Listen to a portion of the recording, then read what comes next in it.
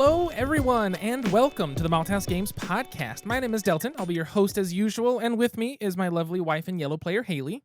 So today I kind of look like a hot mess in my Jimmy Jams. Got back from a walk. We're both in our jammies. It is Sunday morning at 9:22 a.m. This episode comes out today at noon because it's been a heck of a 2 weeks of just busy and then also trying to rest.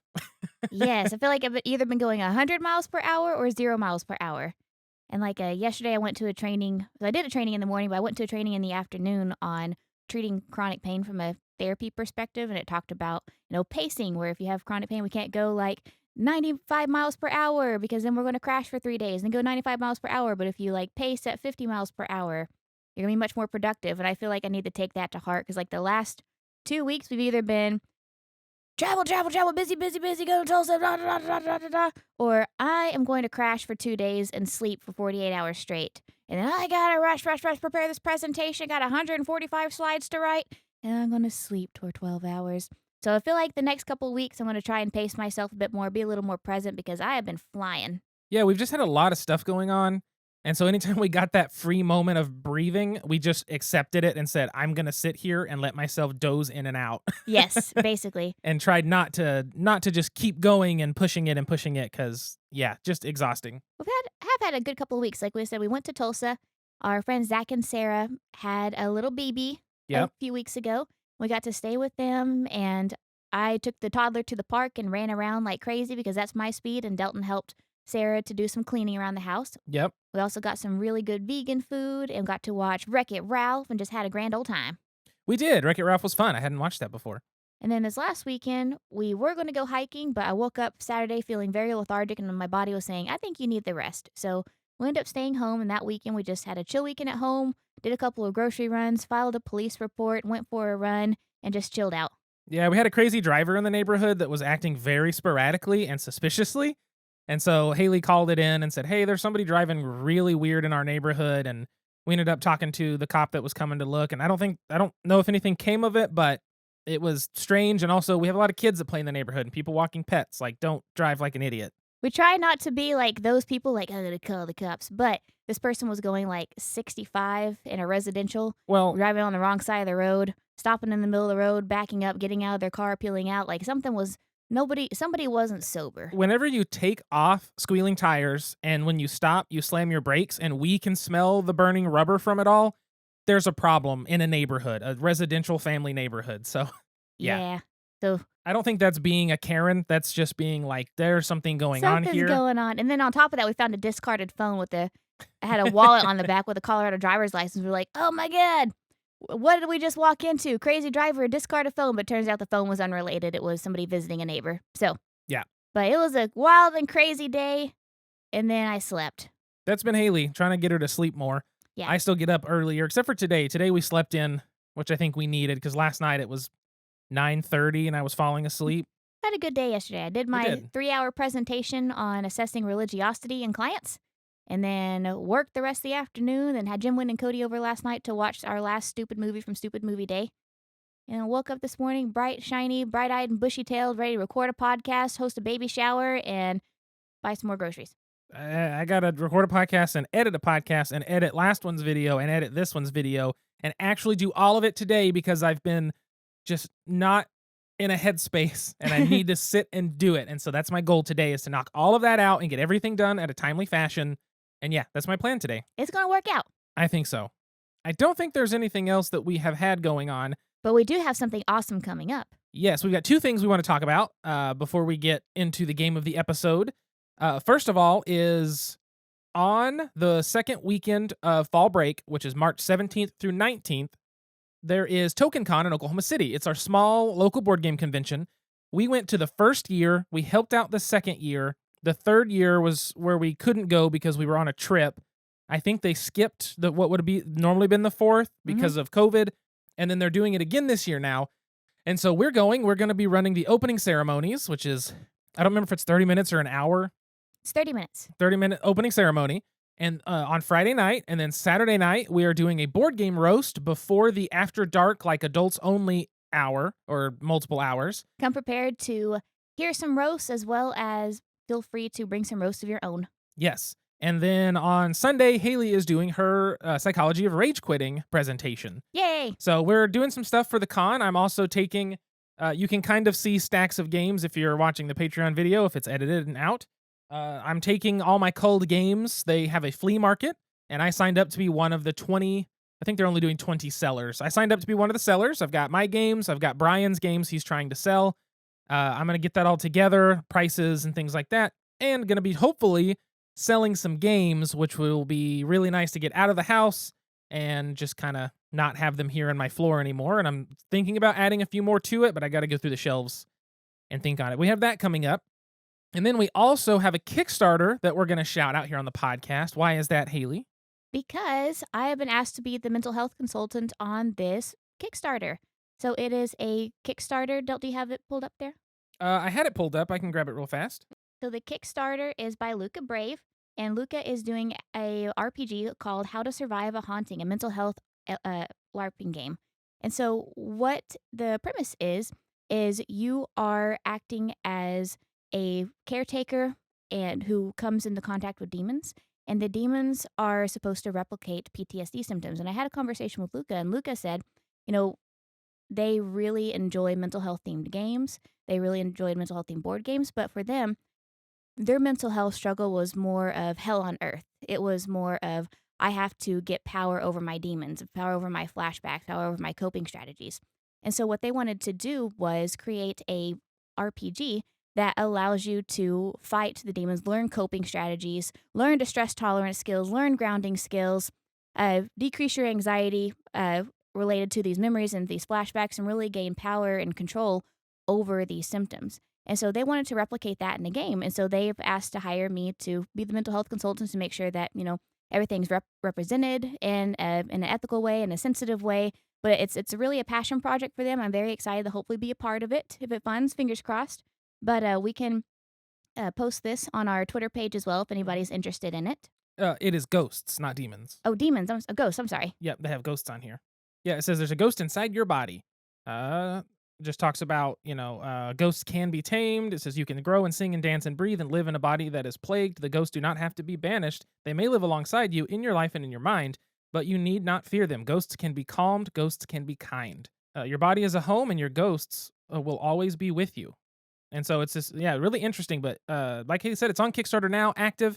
How to Survive a Haunting, an RPG on surviving and thriving with trauma. I really like these. Like we talked in the last time's episode, when it comes to trauma, we don't necessarily, getting better doesn't necessarily mean we have no reactions. It means we learn how to accommodate, live alongside of it.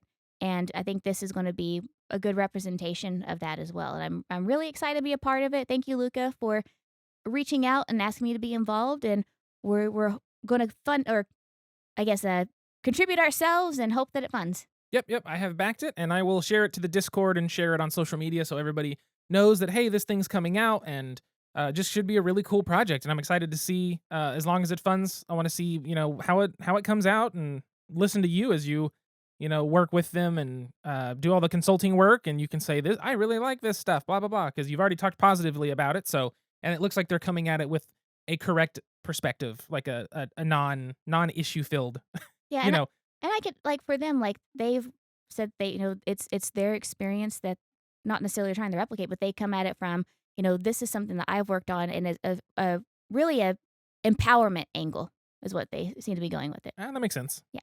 So I'm excited. You should be. But yeah, so there's that. That's super cool. The last thing before we get into the games, I'm going to go ahead and give a shout out to our awesome Patreon patrons. Thank you so much to Alan, Jennifer, and Cliff for backing at the level in which you get shouted out on the podcast. Thank you to all our other awesome Patreon patrons that back at all the other different levels. If you want to be like them, you can go to patreon.com/malthousegames and check out all the tier levels and all the stuff like that. It's all very basic, but that's okay. That's okay.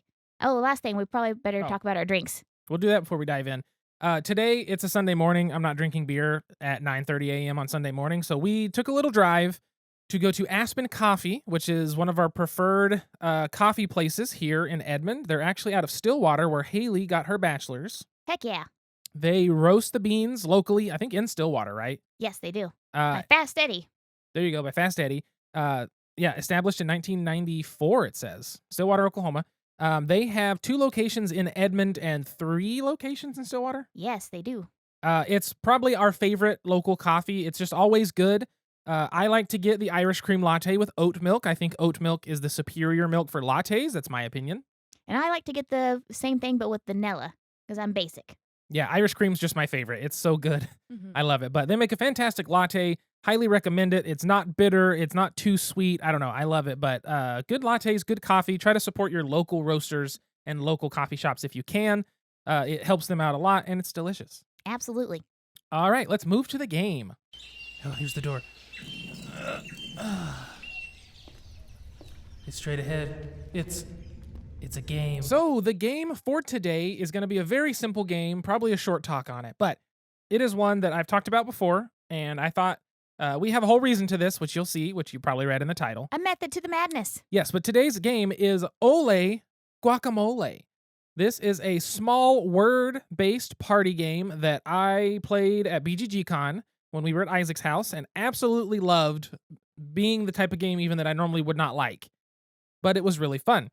Ole Guacamole is published by Scorpion Mask, or is it Le Scorpion Mask? Yes, Le Scorpion Mask. It is designed by Guillaume Sandans.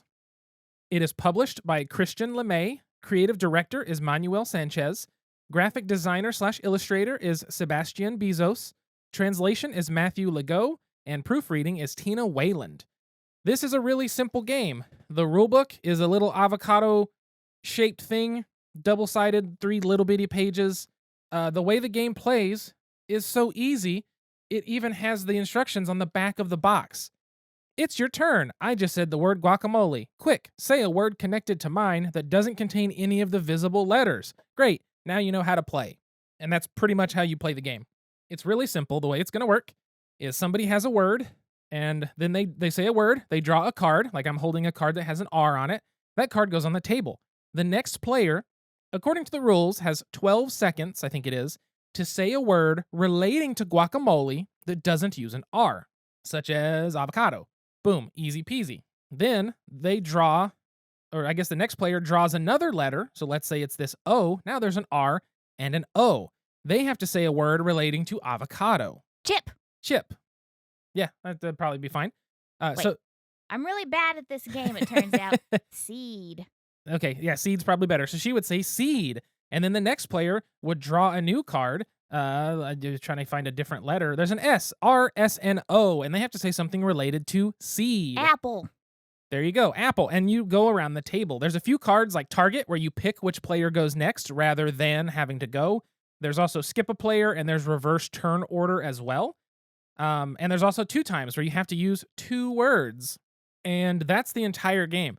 You're going to do that. If somebody cannot come up with a word within the 12 seconds or a reasonable time, if you don't want to use a timer, if they cannot come up with a word or use a word that contains one of the letters, they take all the letter cards in front of them, and then they start with a new word and progress from there. If they, at the end of the game, the player with the least amount of letter cards in front of them is going to be the winner. My favorite thing is the very last turn of the game. Whoever pulls the final card from the deck, and they have to say a word. If they get it right, all the letter cards out there, they disperse as evenly as possible across to the other player. So even if you didn't take any, you might take like 1 or 2 at the end, depending. But that's the entire game. It's so simple. It's so easy.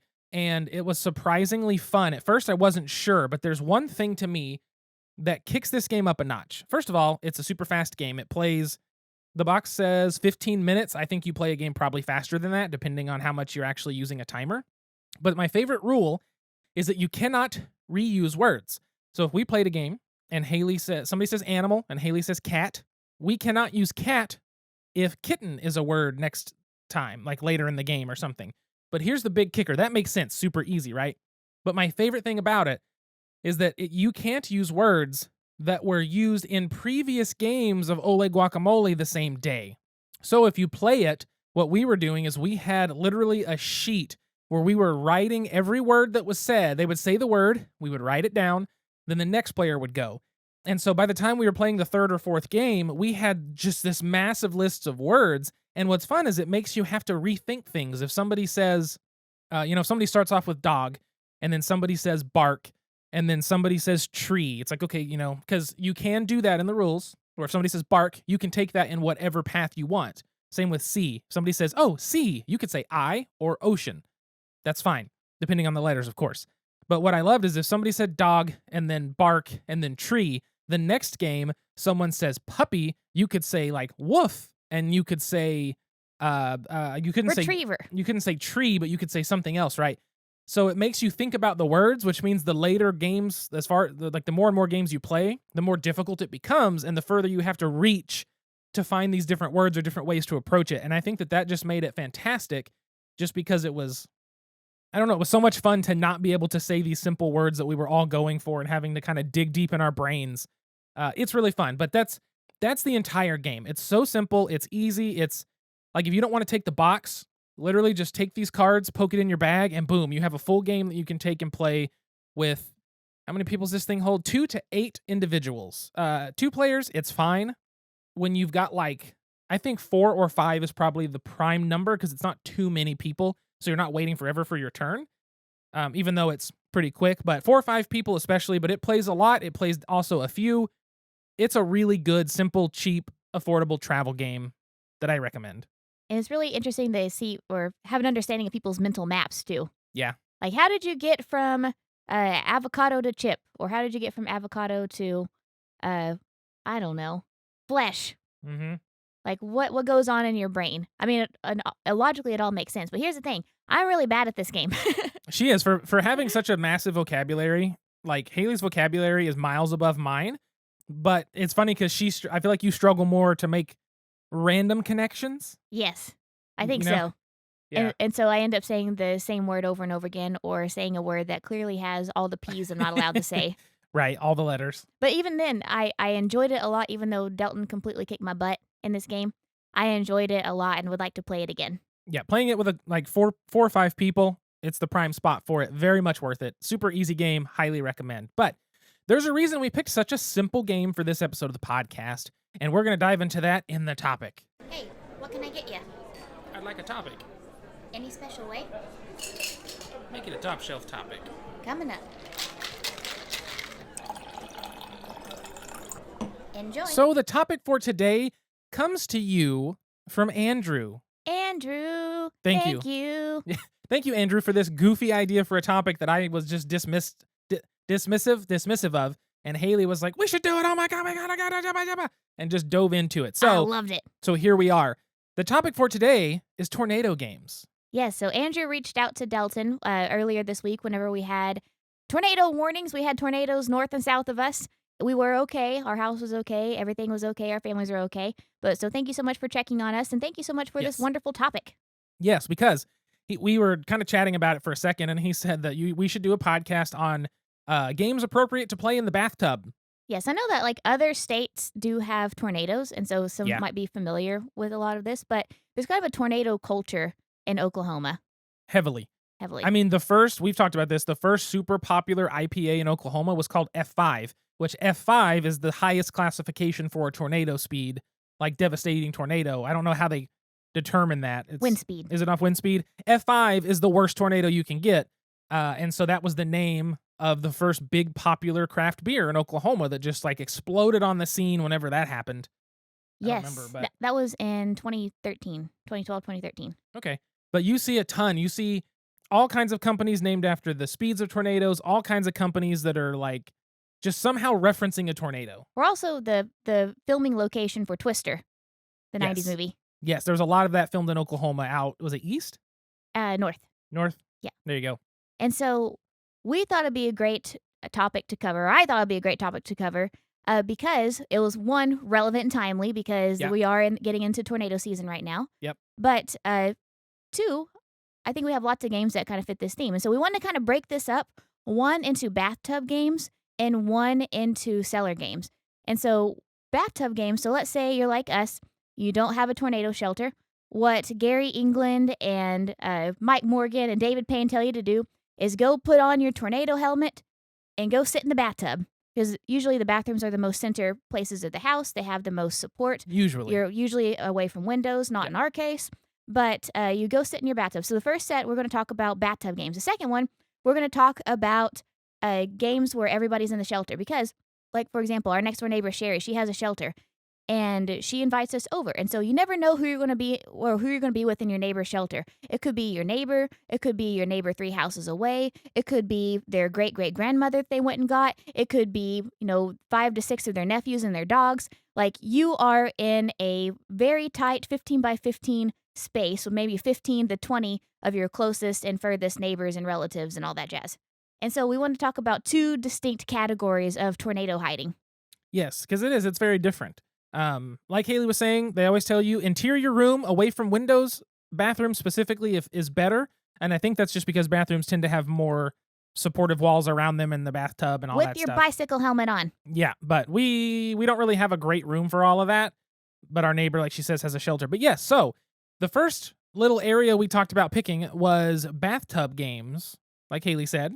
And most of the time, if you're in a bathtub, there's 2 people, maybe 3 if you have a young kid or a smaller child. But it's usually like 2 people get in their bathtub. So we tried to pick things that 2 people could play, even if may not be the best for 2. They don't need a lot of space to play. You could play on the edge of the tub or down underneath you. And it's something to take your mind off of everything because tornadoes are scary. They are scary. I don't know if you've ever seen anything of a tornado going through a city. It's horrifying. And Oklahoma's been through a lot of that. So the first games we put on here, where did we put Ole Guacamole? Ole Guacamole is going to be in the second part. Yeah, we'd need more room for that, wouldn't you? Yeah. All the letter cards. So in the first part, we have a game called Bagh Chal, which I've talked about. It is a Nepalese game? Yes. Yes, a Nepalese game from Nepal. And it's the one that Limery Games, I believe it is, did the Kickstarter to help like revive it and put a version out. You can buy it from their website. It's literally a little bag, and the little bag has the rule book, which is, you don't really need after you read it. It's got this little cloth mat and some little tokens, and that's it. You could play it right underneath you. You could probably play it on a wide part of the side of your tub, depending on how big your tub is. On the seat of the lid of the toilet. You put the lid down, depending. Really small game, super simple abstract game. One of the things we talked about that we needed for this was you also want something that doesn't take a ton of reading. Yes. So that's something to keep in mind here is some of these games like Love Letter for 2 people that we have on the list in the bathtub, we could do that because we know Love Letter well enough that if we don't have sufficient light or low lighting through a lantern or some candles or something, we could still make it work. So that's something to be kept in mind. Yeah, I think that really criteria for the bathtub games at least are it doesn't require a lot of light just in case you lose your light. It doesn't require a lot of talking because you got to hear Mike Morgan screaming at you over the weather radio. And they have to be ones that you're okay with getting damaged if you need to make a run for it. Yes. And also they have to be ones that don't take up a lot of space because you're in a bathtub with your closest significant other. Exactly. So Bagh Chal, you can actually play with any tokens. You don't need the ones in the box. So you could even grab a handful of coins and be like, all the pennies are goats, the nickels are wolves. That way you don't have to try to look and say, wait, is that mine or yours? You know just by the size of the coin or the thickness, whatever. So that one's super simple. Love Letter, it's not the best game for just 2 people, but it works with 2, and it's an easy game. You don't have to have cubes. You literally just have the cards to play. Super simple game. Not a whole lot you have to do going on there. Scout, if you don't deal with the money, just kind of keep track in your head if you can. Scout's just playing some cards. Like you got a hand of cards, you play something down, people pick up, you pick up the cards. Super small, really easy. It can actually work for both situations. Yes. But Scout is a simple one from Oink Games, which we've talked about. And so for the games for the shelter, we had some different criteria as well. Because when it comes to the shelter, you have to keep in mind you're going to be sitting with maybe close friends and also maybe people you have never seen in your entire life. You might be sitting with, because I remember the last time we went, like we're hanging out in Sherry's garage to go in her shelter. This was, I think, back in 2014. It was Sherry, her son. It was our neighbors across the street, their elderly mother, Sherry's elderly mother, and like 3 people I had never seen before in my entire life. We're just like chilling out in her garage, watching David Payne point at the Oklahoma map, just waiting to go into the shelter. I had no idea who half these people were. And also, it's a very big age range. I don't want to bring something that's offensive. I wouldn't want to bring something that will cause strife in that 15 by 15 room. And we want to bring something that people can hear the weather radio over, because 15 people in a little bitty room, that's going to be a noisy place. I'm going to point out a 15 by 15 shelter would be massive. That would be massive. Sherry's is like 5 by 8. It's little. No, I think hers is a little bit bigger. No, really? It's pretty small. Okay. Yeah, it's pretty small. I think ours growing up was like 15 by 15 at Grandma B's house. I'm jealous because ours growing up was maybe a 10 by 10. Maybe. Your mom's is huge. Well, the one now, they have a basement. Yeah. So they have an actual like finished basement with air conditioning and electricity. So that makes it nice. But the old house, we had the old style. You open the door, walk down. It was maybe a 10 by 10. It always smelled the same, but it worked. The kind of shelter that gave me nightmares as a kid after watching Twister and the dad get sucked up by a tornado and everybody's trying to hold the door closed. Correct. Yeah. That's why you get in before the tornado hits. That's why you don't just hold it closed yourself. Exactly. Did I ever tell a story about my grandpa being sucked up by a tornado? You've told me before, probably Yeah. then, but go ahead. Yeah, whenever I was, I think about 5 or 6, Grandpa went out to go close the barn doors, and he actually got sucked up by a tornado. And he woke up on the ground like a few hours later, and a couple years after that, we were digging a hole out by the barn, and we actually found his glasses because he lost them that day. Yeah. That's one of the fascinating things about the human body that I remember watching this. There used to be, I don't know if it was Discovery Channel or the Science Channel, but somewhere there used to be a show that was talking about like the miraculous things the human body could do. And one of them was that human bones are as strong as concrete when you're unconscious. Because when you're conscious, you're putting tension, your muscles are, you're bracing against things, you're doing stuff, and that actually provides weak spots. Your bones can't flex like they should a little. And so in a tornado, if you're knocked unconscious and thrown around by a tornado, you're likely, I mean, you'll be bruised and probably maybe cut up some, but you're not going to, most likely not going to have like broken bones because there's no tension on them. You're just letting it happen, and your bones can withstand a ton of force when you're not putting resistance to it. I thought that was fascinating. Let's go noodle. If you're ever Basically, in a tornado. it's really hard to think, though. If you imagine doing that and you're like, calm, it's not going to happen. You can't just command absolute calmness. What are you talking about? I command calmness every day of my life. God damn it. Okay, so into a shelter. Most likely the shelter's pretty small, but most of the time, I'm going to say most of the time in a shelter, you've got no more than like 6 people on average for the average size shelter. So you have a little bit of room to work. But there's also situations where, like at UCO, everybody goes to the basement of the library, which is big. It's like a big storm shelter thing, right? So there are situations where you're going to be in a bigger space with more people. So for those, we did have one that you would have to have space for, but it would be good for the kids and kind of good, I think, for people to have something to watch, which is Happy Salmon in the silent version. So Happy Salmon is where you've got a deck of cards. One of them is like high five, and you're supposed to, say high five until somebody else says high five, and you kind of do it, and you're like, oh, you both have high five? You both high five, you get to get rid of that card. Well, there's a silent version where you don't say anything, but you make the motions, high five and fist bump and happy salmon and whatnot, and like switch places, whatever. And the silent version we found is actually very fun and weird, but it's something that you could let the kids do to try to get their mind off of it, or adults, because we found it fun. Because I think that that's an important thing to keep in mind too. Like when it comes to these games, like not only is it trying to pass the time, but can also be something to keep our mind off things. Because if we think about it, if we're just paying attention to the weather, we're paying attention to the noises, if we're paying attention to whatever Mike Morgan is saying, our anxiety is going to increase. And whenever we're playing games like this, can I give like a little psychology lesson? Go for it. The following spiel is not medical advice. The following spiel is for education purposes only. If you have questions about your mental health, refer to your own therapist. Don't refer to this caffeinated little goober. So we have the amygdala, which is the emotion part of our brain. So whenever we're anxious, whenever we're upset, the amygdala is activated.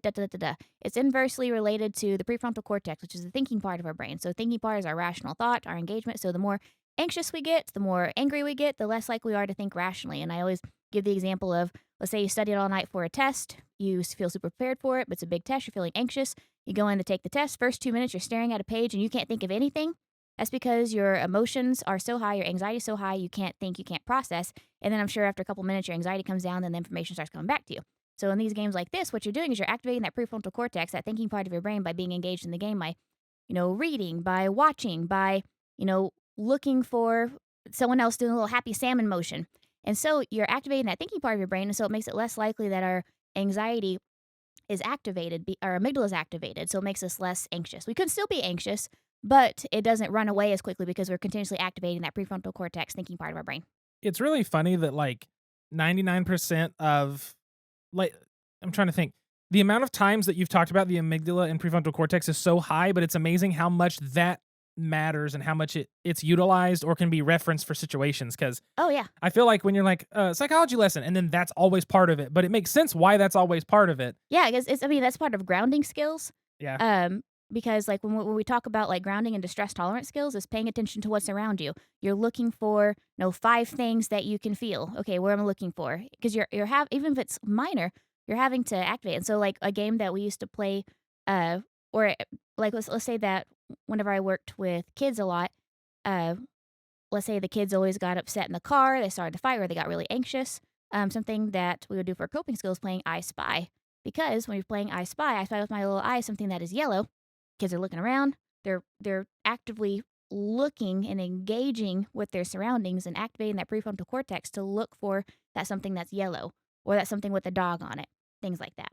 Or I had a game in my old office which was spot 5 cats, and so they have to go around and look in my office. I had a lot of cats in my office and find 5 cats. It's common a lot too with like PTSD, doing grounding activities like that too.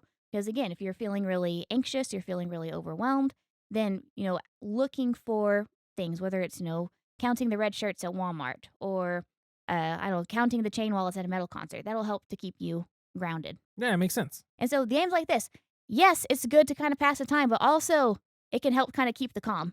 And that's not medical advice. This is just for general education purposes only. This is not medical advice by any means, Yes. but that's why they can be helpful. Yeah, it makes sense. So the next one after the Happy Salmon with the silent version is Kitten Klash, which Nick and Jennifer gave us last year before, 2 years ago. I had coffee. Can't remember. It's been a while. I think it was 2 years ago. Kitten Klash is where you basically have a deck of cards, and with that deck of cards, you've got 2 different. I think it's 2 or 3. It's been a minute now. Different colored cats, and you play.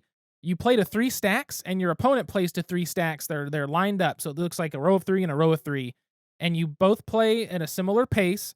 And if there's ever 2 cats of the same color next to each other, you have to slap them, and you get to take, I think, the whole stack, the 2 stacks that you slapped or whatever. Super simple game, takes like a minute to play, but it's really fun. It doesn't take talking or anything really. But that's another good one that doesn't take up a lot of space, and you could play it and then let your next opponent play somebody else and just kind of rotate because it's such a quick, easy game. One after that Haley thought about that I said is perfect is Strike, where you're just rolling some dice. That one you would have to have enough light to see the pips on the die, but that's not too difficult. They're generally high contrast, like black and white or something like that. Strike is roll some dice. You're wanting duplicate numbers to come up so you can take those dice, and you want to not run out of dice last, basically. Really easy, really great game. Kind of hard to find, I feel like. I need to find a legit version of it. Haley put Uno on there. Uno's real simple. Match the color, match the number, play like that. A bunch of people can play. Easy peasy. Everybody knows Uno for the most part. Yeah, a lot of people know Uno. Everybody has different rules for Uno. Yes, everybody house rules it, but so make sure that you're okay with house rule and get on the same page before it starts to become bedlam in the basement. Right. And then the last one we put on the list is Taco Cat Goat Cheese Pizza. I put Taco Cat Cheese Pizza. It's Taco Cat Goat Cheese Pizza. This is another game similar to Kitten Klash, where you're going to play a card down, and you just have to say Taco Cat Goat Cheese Pizza. Each player, Taco, and Haley says cat, and somebody else says goat. And then when somebody plays, it's like when you play the monkey, you got to like pound your chest and something. And I don't remember what it was, but there's these weird, I'm terrible at games like this. Yeah, the narwhal thing. But it's something where everybody's focused on the game. It's real light and easy. You don't need a lot of table space. Again, you just play the card to the middle. Taco Cat Goat Cheese Pizza, super simple. So we just tried to pick, that's all the games we have listed. You can get an idea from there of other games that would be appropriate to have. And like growing up, we always had the cellar was always stocked.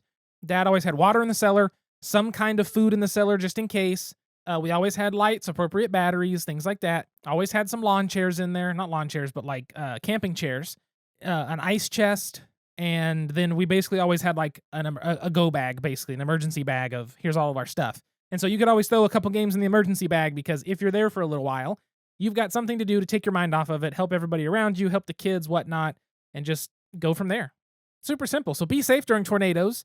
They are terrifying. They are terrifying. But hopefully this helps you do that. So thanks, Andrew, for the topic. We thought it'd be just kind of fun to talk about those things. Nice and simple, super easy.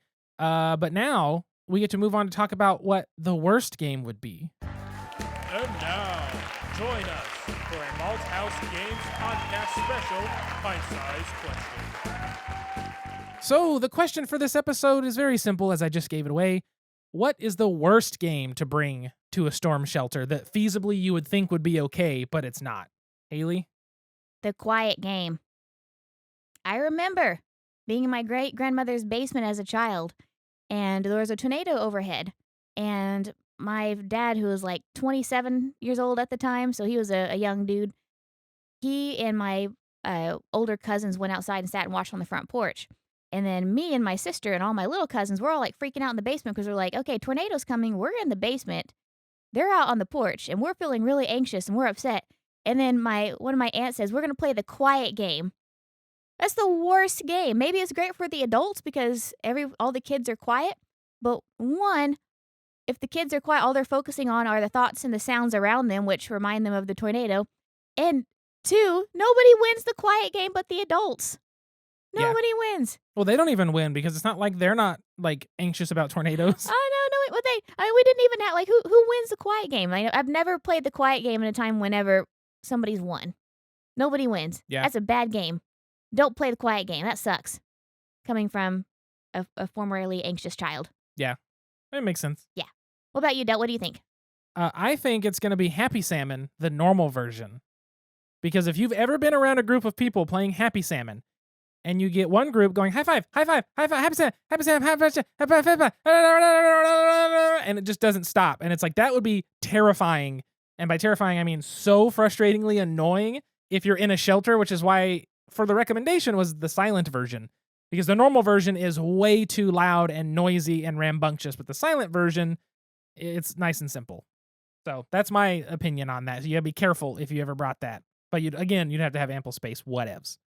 But I think that does. Anything else for the episode? I don't think so. I feel like this was a really chill episode and also a really short episode compared to the last couple.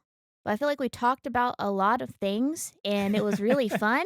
And I'm ready for a nap. I'm ready for some breakfast. I'm freaking hungry, but I gotta immediately start editing this and getting all the different stuff done. So thank you for tuning in to the Malthaus Games podcast, episode number 139. I think I mentioned that in the beginning, probably not.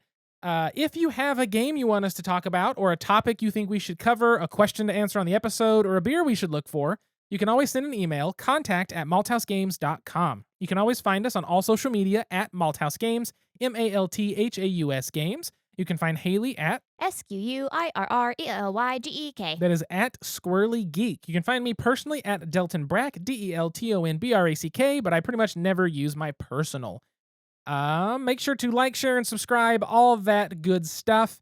And I think that's everything. Nice short episode, hopefully a simple episode, a calming episode, even though it's about tornadoes, and a fun one. Hopefully don't have to use any of our tornado games this season. Hopefully not.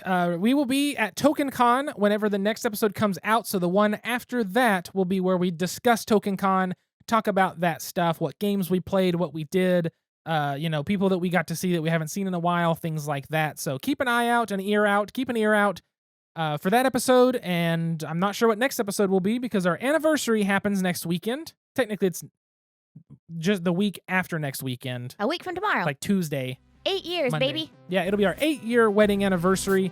We'll do something over the weekend, probably play some games, probably need to record that weekend to get it done before TokenCon, but we will let you know. So keep an ear out. We're going to have some cool stuff coming up. Until next time, sit back, relax, grab a drink, and play some games. We'll see you folks later. goodbye. Bye.